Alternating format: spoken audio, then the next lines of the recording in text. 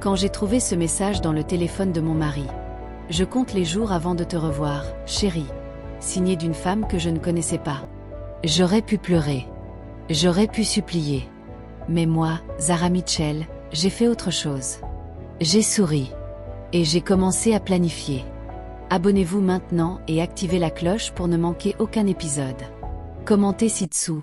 Ara, si vous pensez qu'elle a bien fait. Et Marcus, si vous croyez encore qu'il méritait une seconde chance. On commence. Atlanta, Géorgie. Un mardi matin ordinaire. Le soleil se levait sur le quartier de Buckhead, dorant les grandes baies vitrées de la maison que Zara Mitchell avait construite, littéralement construite, de ses propres mains et de son propre argent. Pas des mains au sens figuré. Zara était architecte d'intérieur, fondatrice de son propre cabinet de design, Zara Monsieur Interior, qui habillait les plus belles demeures d'Atlanta, de Savannah et de Charlotte. Elle avait gravi chaque échelon seule, sans filet, en fille de la classe ouvrière de Decatur qui avait transformé un rêve en empire. Et Marcus Mitchell, son mari depuis 9 ans, beau comme un acteur de série télévisée, souriant comme un présentateur de talk-show, Marcus était là à chaque étape. Ou du moins, c'est ce qu'elle croyait. Ce matin-là, Marcus était sous la douche. Son téléphone était posé sur le comptoir de la cuisine, face visible, comme il le laissait toujours. Parce qu'il n'avait, selon lui, rien à cacher. Le téléphone vibra. Zara n'avait pas l'habitude de lire les messages de son mari. Elle respectait sa vie privée. 9 ans de mariage, de confiance, de respect mutuel. Elle n'était pas ce genre de femme, méfiante et anxieuse. Du moins, elle ne l'avait jamais été. Mais ce matin, son regard tomba naturellement sur l'écran. Tu m'as tellement manqué cette semaine. Je compte les jours avant qu'on soit ensemble à Miami. Toute une semaine juste nous deux, Baby. Je t'aime. Expéditrice, Déa. Zara posa son café. Lentement. Très lentement, comme si un mouvement brusque pouvait faire exploser quelque chose en elle. Son cœur ne s'emballa pas. Il ne s'arrêta pas non plus. Il fit quelque chose de pire, il se figea. Un silence total à l'intérieur de sa poitrine, comme le calme avant une tornade. Elle reposa le téléphone exactement comme elle l'avait trouvé. Face visible. Même angle. Quand Marcus descendit de la douche, sentant l'Armani Code, souriant avec ses dents parfaites qu'elle avait aimées depuis le premier jour, il la trouva en train de faire tranquillement ses œufs brouillés. « Good morning, beautiful », dit-il en l'embrassant dans le cou. « Good morning », répondit-elle, sereine. Il récupéra son téléphone. Zara vit du coin de l'œil son visage se contracter légèrement en lisant le message. Puis il rangea le téléphone dans sa poche en sifflotant doucement. « Babe, je t'avais dit que mon équipe organise un séminaire à Miami la semaine prochaine ? 3 jours de formation pour les cadres. Je pars jeudi matin. » Tu me l'as dit, répondit Zara simplement. Ce qu'elle ne dit pas, tu mens. Et je vais te le prouver. Ce soir-là, pendant que Marcus regardait le match des Hawks dans le salon, Zara s'enferma dans son bureau sous prétexte de finaliser des plans pour un client. Elle ouvrit son ordinateur. Elle n'était pas détective. Elle n'avait aucune expérience d'espionnage. Mais elle était architecte, et une architecte sait lire entre les lignes d'un plan, trouver les failles dans une structure, identifier ce qui ne tient pas. Elle commença par le basique. Elle sortit la carte de crédit professionnel de l'entreprise dont elle était l'unique propriétaire et dont Marcus était le directeur opérationnel. Un poste qu'elle lui avait donné parce qu'elle lui faisait confiance. Elle accéda au relevé bancaire en ligne. Les résultats lui glacèrent le sang. Dîner au Ponce City Market, $340. Un jeudi soir où Marcus avait prétendu travailler tard. Un week-end à Savannah en février, que Marcus lui avait dit être un déplacement pour rencontrer des fournisseurs. Un spa à Midtown, $780 pour 2 personnes. Et maintenant, une réservation d'hôtel à Miami, le Faena Hotel, suite Ocean View, $1200 la nuit, 5 nuits. Avec l'argent de son entreprise. Zara ferma les yeux. Une larme voulut sortir. Elle ne la laissa pas passer. Pas maintenant. Les larmes viendraient plus tard, dans l'obscurité, quand personne ne pourrait les voir. Pour l'instant, elle avait besoin d'être froide. Stratégique. Précise. Elle appela son ami d'enfance, Dominique Carter. Dom. J'ai besoin de toi. Pas demain. Maintenant. Dominique Carter était avocate spécialisée en droit de la famille et en droit des affaires. Elle avait grandi avec Zara dans les mêmes rues de Decatur, avait étudié à Howard University pendant que Zara était à Georgia Tech, et elle s'était toujours dit la vérité, même quand la vérité faisait mal. Elle arriva chez Zara 40 minutes plus tard, un sac Coach sur l'épaule et un regard qui disait déjà tout. « Raconte-moi. » Zara lui montra tout. Les messages. Les relevés. La réservation de Miami. Dominique écouta sans l'interrompre. Quand Zara eut fini, elle prit une longue gorgée de l'eau que son ami lui avait servie et dit simplement. « D'accord. Voici ce qu'on va faire. » Le plan était en 3 étapes. Première étape, laisser Marcus croire qu'il était en train de partir tranquillement pour Miami sans aucun problème. Ne rien changer. Ne rien dire. Sourire. Faire ses valises. L'embrasser à la porte. Deuxième étape, Zara prendrait un vol pour Miami. Pas le même que celui de Marcus, mais arrivant 2 heures après lui. Avec Dominique à ses côtés. Troisième étape, geler tous les comptes professionnels de l'entreprise. Dominique s'en chargerait dès que Marcus serait dans l'avion. En tant qu'avocate de l'entreprise et co-signataire de certains actes de fondation, elle avait les accès nécessaires. « Et si ça ne prouve rien ?» demanda Zara. « Zara. Ils dépensent ton argent pour emmener une autre femme dans un hôtel à 1200 $ la nuit. Qu'est-ce qui reste à prouver ?» Zara hocha la tête lentement. « Je veux le voir de mes propres yeux.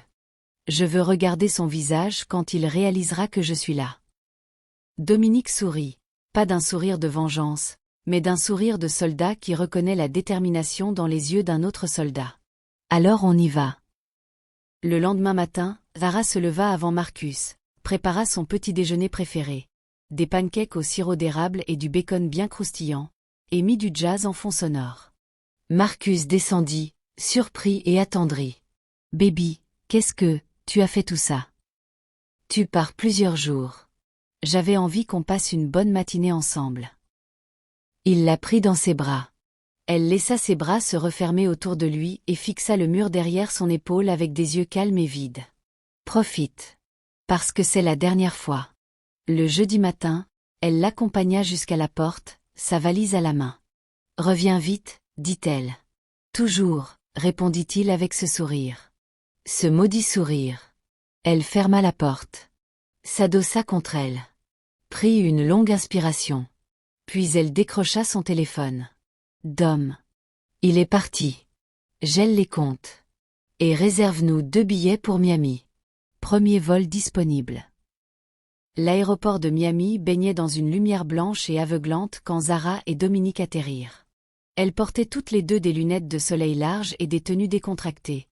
Zara dans une combinaison crème et des sandales dorées, Dominique dans une robe râpe verte.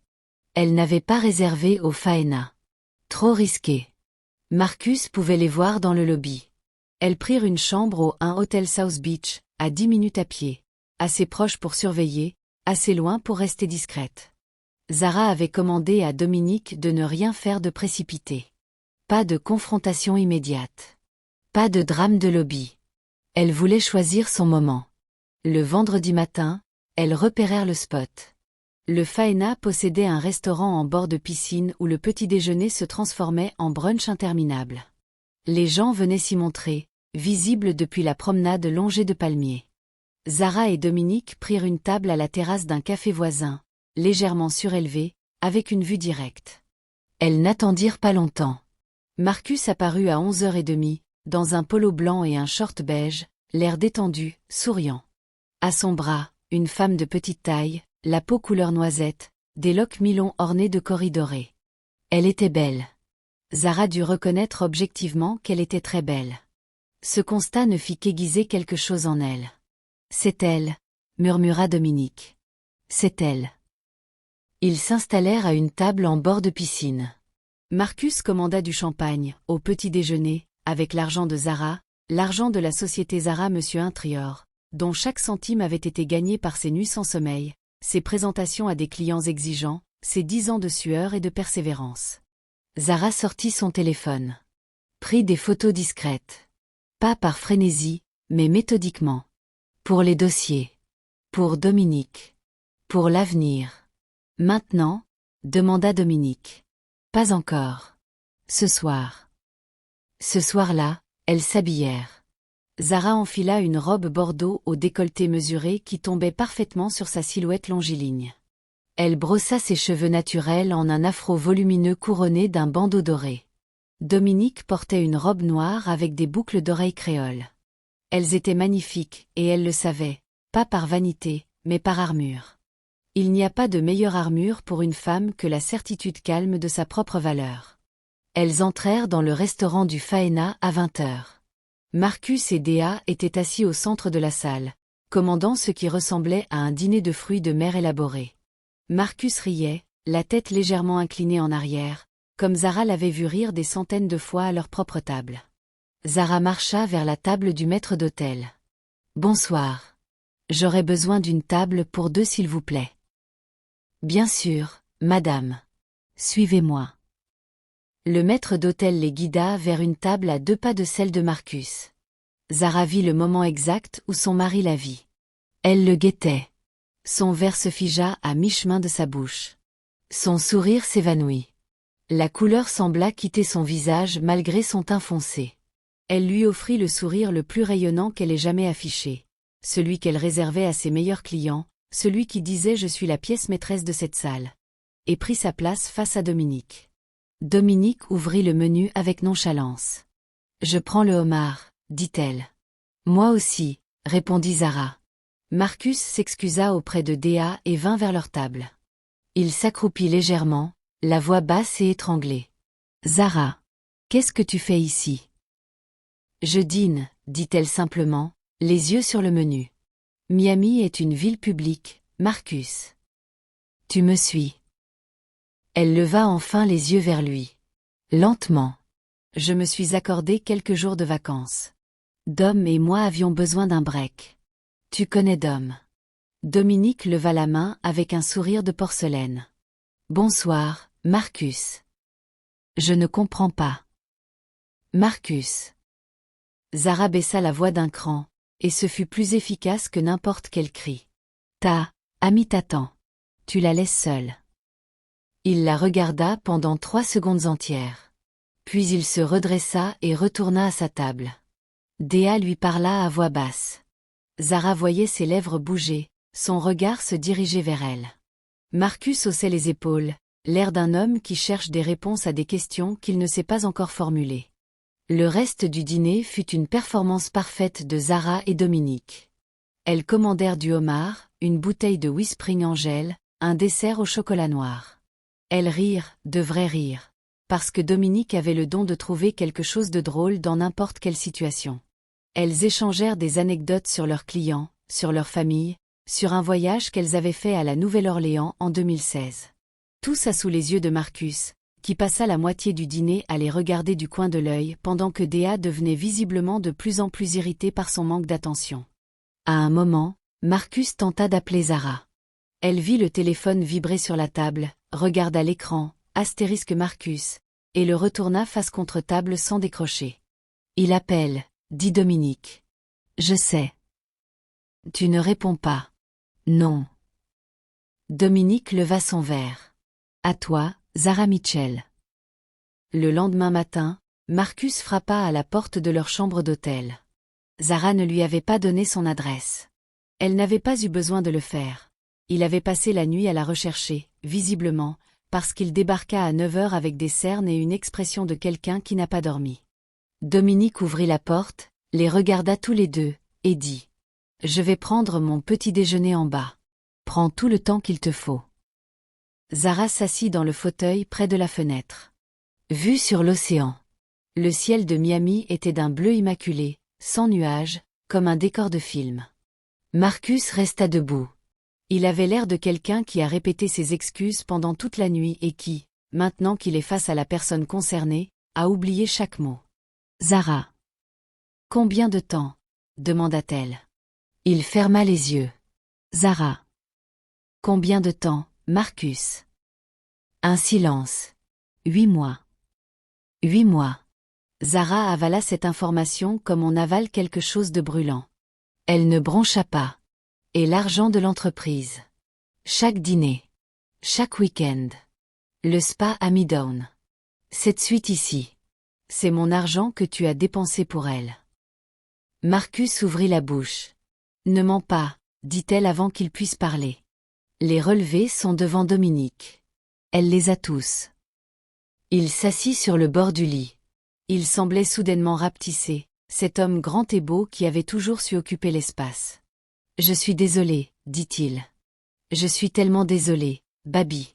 Je ne sais pas ce qui m'a pris. C'était une erreur. Une longue, terrible erreur. Je t'aime. Je n'aime qu'elle. Toi. Je veux dire toi. Zara le regarda une longue seconde. Marcus.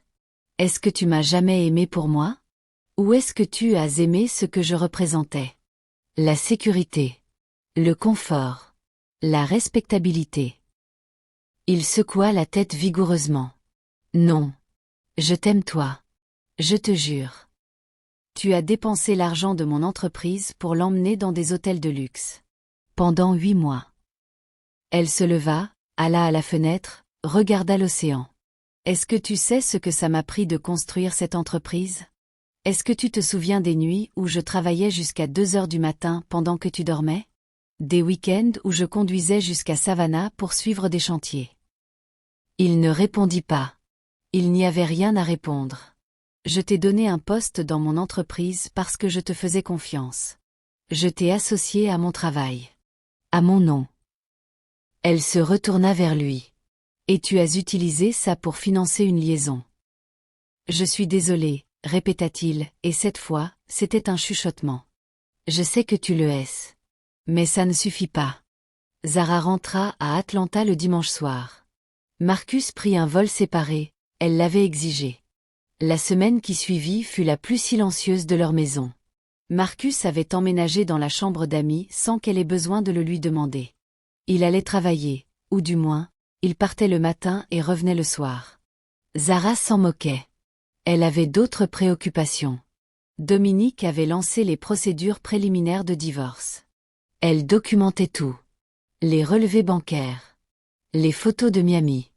Un dossier solide. C'est au milieu de tout cela que le téléphone de Zara sonna un jeudi matin. Numéro inconnu. Elle décrocha par réflexe. Zara Mitchell. Une voix de femme. Jeune. Légèrement tremblante. Oui. Qui est à l'appareil? Je m'appelle Camille. Camille Broussard. Je suis désolée de vous appeler comme ça. Je ne sais pas si vous me connaissez. Mais je connais votre mari. Zara s'assit lentement. Comment avez-vous eu mon numéro? Il est sur le site de votre entreprise. J'aurais dû appeler depuis longtemps. Je m'en veux. Je voulais que vous sachiez la vérité. Zara ferma les yeux. Une troisième. Il y avait une troisième femme. Dites-moi, dit-elle simplement. Camille parla pendant 20 minutes. Elle avait rencontré Marcus à une foire commerciale à Charlotte 2 ans plus tôt. Lui avait dit qu'il était célibataire. Ils avaient eu une relation pendant 14 mois avant qu'elle découvre qu'il était marié. En tombant sur une photo d'eux deux sur le compte Instagram d'une amie commune. Il m'a demandé de garder le silence. Il m'a dit que votre mariage était fini, que vous étiez en train de divorcer. Que c'était juste une question de temps. Je l'ai cru pendant des mois. Camille s'arrêta. Jusqu'à ce que je parle à Déa. Zara se figea. Vous connaissez Déa? On s'est rencontrés par accident. On fréquente le même salon de coiffure à Miami. Je voyage souvent pour le travail. On a parlé, et on a réalisé qu'on vivait la même situation. Zara n'avait plus de mots. 2 femmes. 2 histoires parallèles. Toutes les 2 trompées par le même homme. Toutes les 2 lui ayant fait confiance. Pourquoi vous appelez maintenant? Demanda Zara. Parce que Déa m'a dit ce qui s'est passé à Miami. Comment vous avez géré ça? Et j'ai pensé que vous méritiez de savoir toute l'étendue de la vérité. Pas juste la partie visible. Un silence. Je suis désolée. Je n'aurais jamais été avec lui si j'avais su. Je vous crois, dit Zara. Et elle le pensait vraiment. 2 jours plus tard, Zara organisa un dîner. Elle invita le meilleur ami de Marcus, Devon Harris, et sa femme Keisha, qu'elle connaissait depuis leurs années d'université. Elle cuisina elle-même, du poulet jerk, du riz aux haricots rouges, des plantains frits, une tarte aux patates douces. La table était mise avec soin, les bougies allumées, de la musique douce en fond. Marcus, qui ignorait tout de ce que Zara savait désormais avec précision chirurgicale, descendit dans la salle à manger avec l'air de quelqu'un qui espère encore que tout peut être réparé. Devon et Keisha arrivèrent à 19h, joyeux, portant une bouteille de vin rouge. « Zara, ta maison est toujours aussi belle, » dit Keisha en l'embrassant. « Tu es un génie du design. »« Tu es trop gentille, » sourit Zara. Le dîner commença. Zara avait tout planifié. Les sujets de conversation, la progression de la soirée, le moment exact où elle ferait basculer les choses. Elle attendit le dessert. Quand la tarte aux patates douces fut servie et que le vin coulait librement, Zara reposa sa fourchette et dit, d'un ton parfaitement ordinaire, comme si elle parlait de la météo. « Devon, Keisha. J'ai quelque chose à vous dire. Et Marcus aussi doit l'entendre, parce qu'il pense que je ne sais pas encore tout. » Marcus leva les yeux brusquement. « Babe. »« Je parle, » dit-elle doucement. Ce fut suffisant pour qu'il se taise. Elle sortit une enveloppe de sa poche et la posa sur la table. « J'ai décidé de ne pas faire les choses en silence. Pas parce que je veux de la vengeance, mais parce que je crois que la vérité doit être dite clairement, dans la lumière, entre des gens adultes. » Elle regarda Devon. Marcus a eu une relation avec une femme pendant 14 mois. Et une autre pendant 8 mois. Certaines de ces femmes croyaient qu'il était célibataire. Toutes ont été trompées, y compris moi. Le silence qui tomba sur la table était total. « Zara, commença Marcus. Il a également détourné des fonds de mon entreprise pour financer ses relations. Dominique a tout documenté. » Devon posa son verre.